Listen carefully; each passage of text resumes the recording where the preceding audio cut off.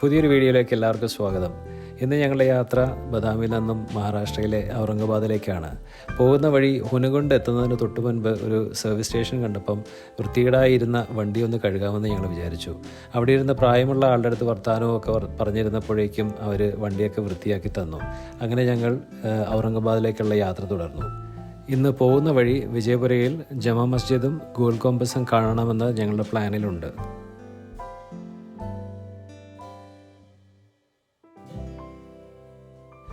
ഈ വലിയ മസ്ജിദ് 16-ാം നൂറ്റാണ്ടിൽ ബിജാപ്പൂർ സുൽത്താനായിരുന്ന അലി ആദിൽ ഷാ I പുള്ളിയാണ് ഇത് തുടങ്ങി വെച്ചത്, ഇതിൻ്റെ പണി.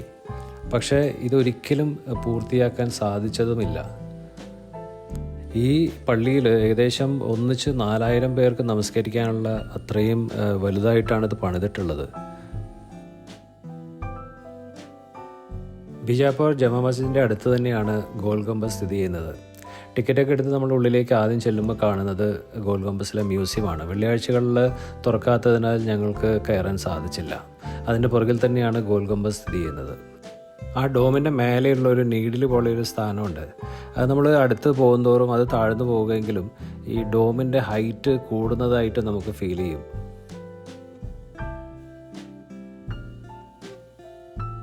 ഈ കവാടത്തിലെ ഓപ്പണിങ്ങിൻ്റെയും അതിൻ്റെ അപ്പുറത്ത് നിൽക്കുന്ന ഗോൾ ഗംബസിൻ്റെ വോളിലുള്ള ആ ഒരു ഡിസൈൻ്റെയും പിന്നെ സിമെട്രി കണ്ടോ.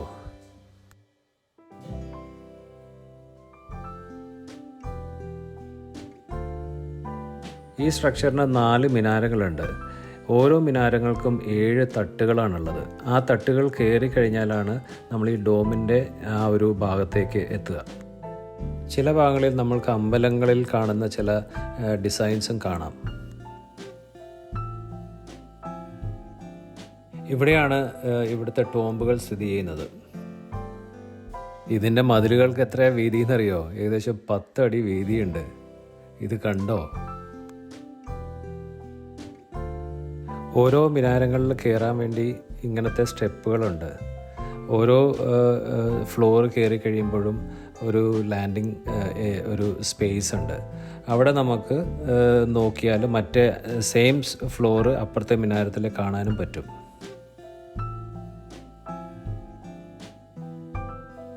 അങ്ങ് അകലെ കാണുന്ന ആ സ്ട്രക്ചറില്ലേ, നമ്മൾ നേരത്തെ കണ്ട ജമാ മസ്ജിദിൻ്റെ ടോപ്പിലെ ഡോമാണ്.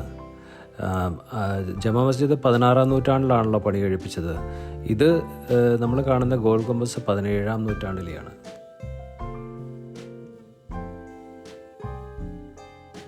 റൂഫിൽ കാണുന്ന ഈ കീ ഹോളിൻ്റെ നടുക്ക് അതേപോലെ തന്നെ കൊത്തുപണി ചെയ്ത വേറൊരു സാധനം കീ ഇടുന്നത് പോലെ തിരികെ വെച്ചാണ് ഡിസൈൻ പൂർത്തീകരിക്കുന്നത്. മിനാരത്തിലെ 7 ഫ്ലോറും കയറി മേലെ എത്തിക്കഴിഞ്ഞാൽ നമുക്ക് ഈ ബിജാപ്പൂർ ടൗണിൻ്റെ നല്ലൊരു ഭാഗവും അതേപോലെ തന്നെ ജമാ മസ്ജിദിൻ്റെ ഭാഗങ്ങളും പൊട്ടിപ്പൊളിഞ്ഞ് കിടക്കുന്ന ഫോർട്ടിൻ്റെ വാളുകളൊക്കെ ഇവിടുന്ന് കാണാൻ പറ്റും. ഭയങ്കര ഭംഗിയാട്ടോ ഇതിന് വേറെ നിന്നുള്ള view.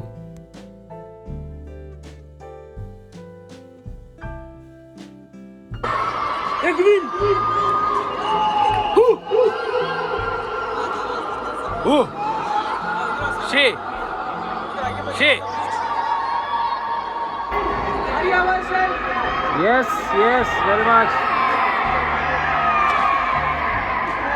Wonderful. Once more.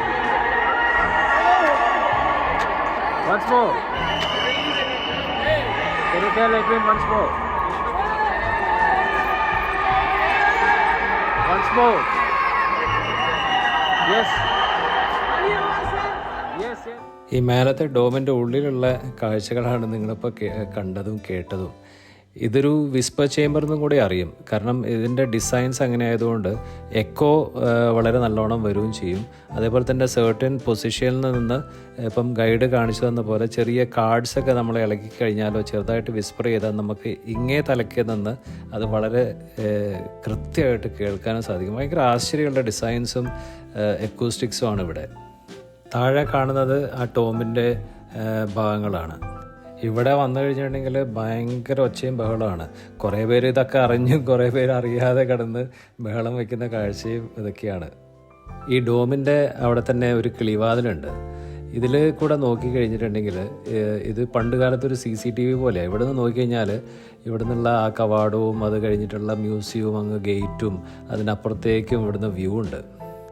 Goal ഗോംബസിലെ ഈ ഡോം ലോകത്തിലേക്ക് വെച്ച് ഏറ്റവും വലുതിൽ തന്നെ 2ാമത്തെ ഡോം സ്ട്രക്ചറിൽ പെട്ടതാണ്.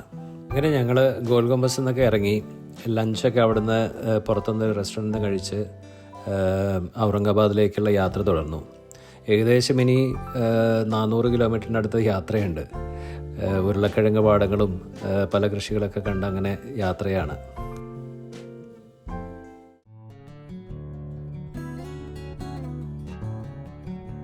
ഔറംഗാബാദിൽ നിന്ന് ഏകദേശം 19 കിലോമീറ്ററാണ് ദൗലത്താബാദ് ഫോർട്ടിലേക്ക്. ഇത് 11ാം നൂറ്റാണ്ടിലെ ഒരു ഫോർട്ടാണ്. ഒരു കാലത്ത് ഇത് ഡൽഹി സുൽത്താനറ്റിൻ്റെ ക്യാപിറ്റലായിരുന്നു.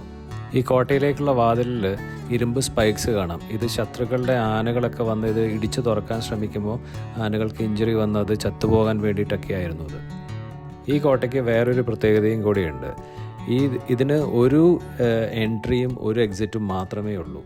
ശത്രു രാജ്യങ്ങൾ അറ്റാക്ക് ചെയ്യാൻ വരുന്ന സമയത്ത് അവരുടെ പടകളെയൊക്കെ കൺഫ്യൂസ് ചെയ്യാൻ വേണ്ടിയിട്ട് ഈ കോട്ടകളിൽ ഒരുപാട് കാര്യങ്ങൾ ചെയ്തിട്ടുണ്ട്.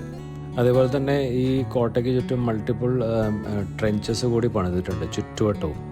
അതിൽ ചിലതിലൊക്കെ മുതലുകളെയൊക്കെ അന്നത്തെ കാലത്ത് ഇടുമായിരുന്നു എന്നാണ് പറയപ്പെടുന്നത്. ഇതാണ് ചാന്ദ് മിനാർ. ഇത് 1445 പണിതത്. വിജയനഗര സാമ്രാജ്യത്തിനെതിരായിട്ടുള്ള യുദ്ധത്തിൽ ജയിച്ചതിൻ്റെ സൂചകമായിട്ടാണ് ഇത് പണിതിട്ടുള്ളത്. ഇതിൻ്റെ താഴ്ഭാഗത്തായിട്ട് ഒരു മോസ്കും കൂടിയുണ്ട്. ഡൽഹിയിലെ കുത്തബ് മീനാറിൻ്റെ ചെറിയൊരു ഛായയില്ലേ അതിന് ചെറിയൊരു റിസംബ്ലൻസ് ഉണ്ട്.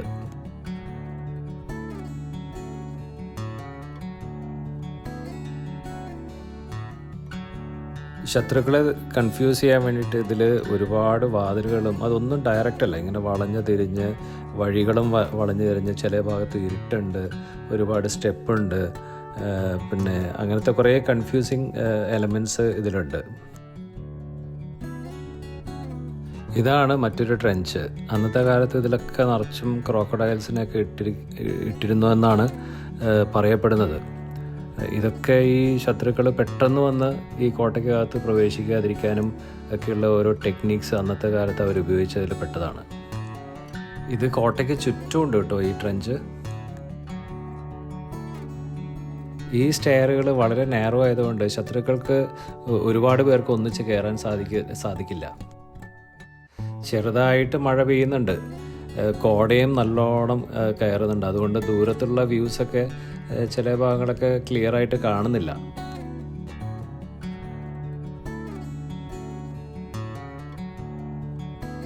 ഇതാണ് നേരത്തെ പറഞ്ഞ ഇരുട്ടുള്ള ചില സ്ഥലങ്ങളുണ്ടെന്ന് പറഞ്ഞു. അപ്പോൾ ശത്രുക്കൾ വരുവാണെങ്കിൽ തന്നെ ചെറിയ സ്റ്റെയറാണ്, അവർക്ക് അതിൽ തന്നെ സിഗ്സാഗ് ആയിട്ടാണ് സ്റ്റെപ്സിൻ്റെ ഡിസൈൻസ്, ഇരുട്ടുമായിരിക്കും. അപ്പം അവർക്ക് കയറുവാണെങ്കിൽ തന്നെ ഇവർക്ക് അറ്റാക്ക് ചെയ്യാനൊക്കെ ഇവർക്ക് അഡ്വാൻറ്റേജ് ഉള്ള രീതിയിലാണ് ഇത് ഡിസൈൻ ചെയ്തിരിക്കുന്നത്.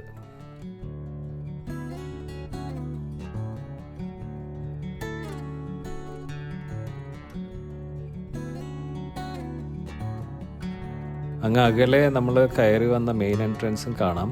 അതിനുശേഷം നമ്മൾ ചാന്ദ് മിനാർ, അത് കഴിഞ്ഞിട്ടുള്ള കവാടങ്ങളൊക്കെ ഇവിടെ നിന്നാൽ കാണാം.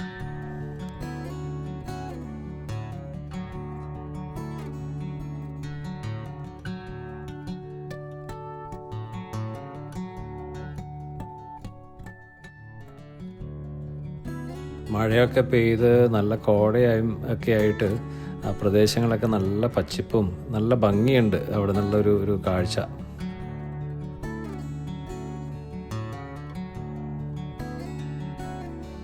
ഇതിലാകെ എനിക്ക് വന്ന് ഏകദേശം ഒരു 745 സ്റ്റെപ്പ് ഉണ്ട് താഴ്ന്ന മേലെ വരെ കയറാൻ വേണ്ടിയിട്ട്.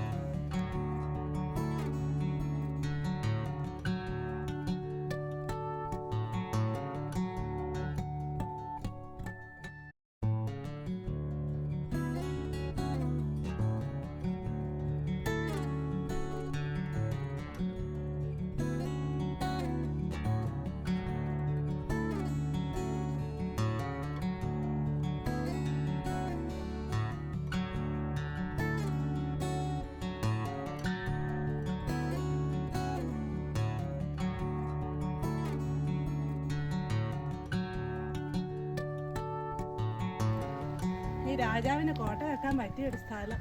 കുറച്ചും കൂടെ താഴെയായിരുന്നു നമുക്ക് ഈസി ആയിട്ട് കണ്ടിട്ട് പോകാമായിരുന്നു. ഇതാ ഭൂലോകത്ത് കൊണ്ട് വെച്ചേക്കുകയാണ്. സ്റ്റെപ്പ് കയറി മടുക്കുന്ന സമയത്ത് ഇങ്ങനെ നിന്ന് ഫോട്ടോ എടുത്തോളാൻ പറയുന്നത് ഏതായാലും വേറെ എക്സസൈസിന്റെ കാര്യങ്ങളൊന്നും വേണ്ട.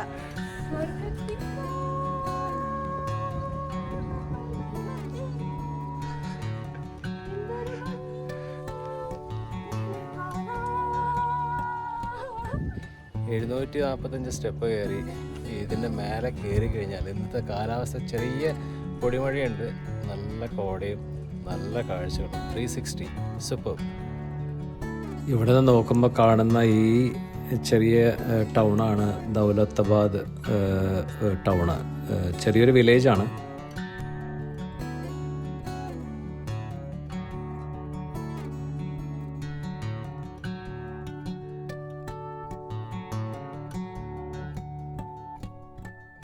ഇത് മേലത്തെ ഫോർട്ട് ഭാഗത്തിൻ്റെ നടുമുറ്റമാണ്. നടുമുറ്റം എന്ന് പറയാൻ പറ്റുമോ എന്നറിയില്ല, നടുഭാഗമാണ്. അതിൻ്റെ ചുറ്റും നമുക്ക് ഒരു വരാന്ത പോലത്തെ ഒരു സ്പേസ് ഉണ്ട്. അതുവഴി നമുക്ക് നടന്നു കഴിഞ്ഞാൽ നമുക്ക് ഇതിൻ്റെ ചുറ്റുഭാഗം കാണാൻ പറ്റും.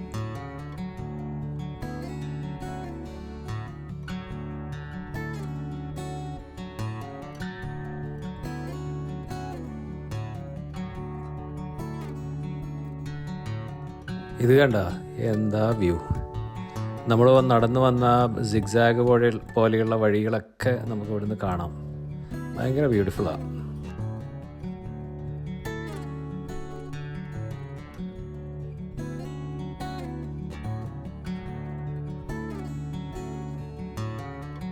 ഈ ഭാഗമൊക്കെ നല്ല സ്റ്റീപ്പാട്ടോ. സൈഡിൽ നമുക്ക് ഹാൻഡ് റെയിലൊന്നും ഇല്ല. അങ്ങോട്ട് നോക്കുമ്പോൾ നമുക്ക് ചെറിയ പേടിയും തോന്നും.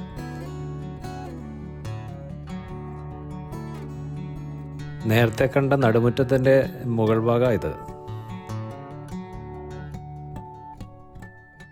ഈ കാണുന്നതാണ് ഇതിൻ്റെ ഏറ്റവും മുകൾ ഭാഗം. അവിടെയാണ് കാനൺ വെച്ചിരിക്കുന്നത്. ഞങ്ങൾ ഏതായാലും അവിടെയുള്ള ഒരു ആംബിയൻസ്, അവിടെ നിന്നുള്ള വ്യൂസൊക്കെ ഒരുപാട് എൻജോയ് ചെയ്തു. ഒരുപാട് വീഡിയോസ്, ഒരുപാട് ഫോട്ടോസും ആ ചെറിയ പൊടിയുന്ന മഴയും എന്താ പറയുക കോടയും ഒക്കെ ആസ്വദിച്ച് കുറേ നേരം അവിടെ സ്പെൻഡ് ചെയ്തു. ഇന്നത്തെ ദിവസം ഞങ്ങൾക്ക് നല്ല തിരക്കുള്ള ദിവസമാണ്. കാരണം ഇത് കഴിഞ്ഞ് തിരിച്ച് താഴെ പോയിട്ട് വേണം ഇനി ഞങ്ങൾക്ക് എല്ലോറ കേവ്സും അജന്ത കേവ്സും.